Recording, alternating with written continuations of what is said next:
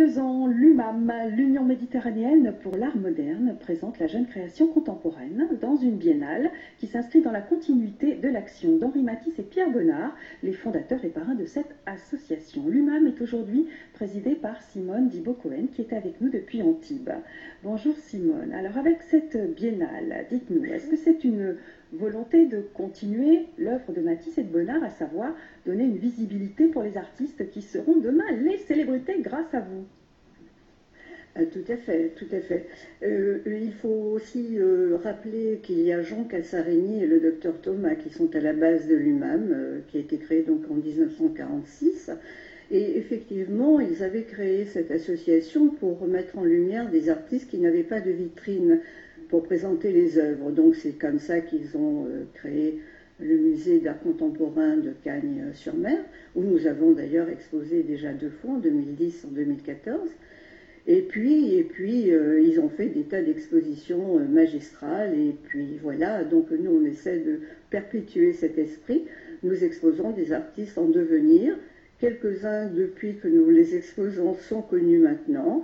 Et puis cette année il y a un changement, au lieu de faire une biennale à proprement parler, nous avons pensé aller plus loin et exposer durant toute l'année 2016, puisque ce sera les 70 ans de l'UMAM.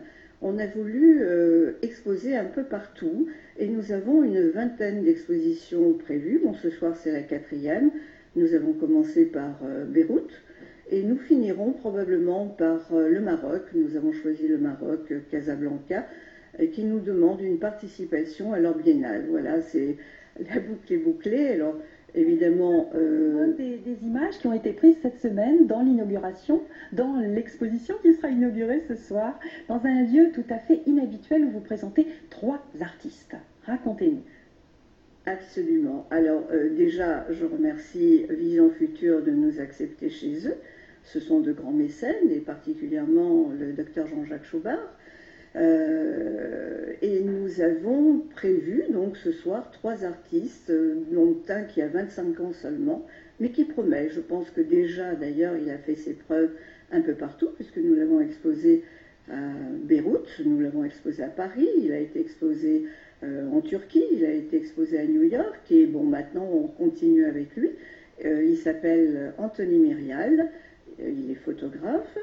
Et puis nous avons 2 autres artistes, Gérard Tarit, que nous avons déjà exposé plusieurs fois, photo sur plexiglas, et nous avons un nouveau qui est rentré dans notre série d'artistes. Il s'appelle Gérard Rotan-Gauthier, et lui travaille particulièrement le fusain. Voilà, le fusain qu'il après maroufle, sur toile qu'il maroufle, et c'est un excellent travail. Alors cet artiste est mentonné en plus, et nous l'avons beaucoup apprécié, nous l'exposons ce soir. Voilà, les 3 artistes de ce soir.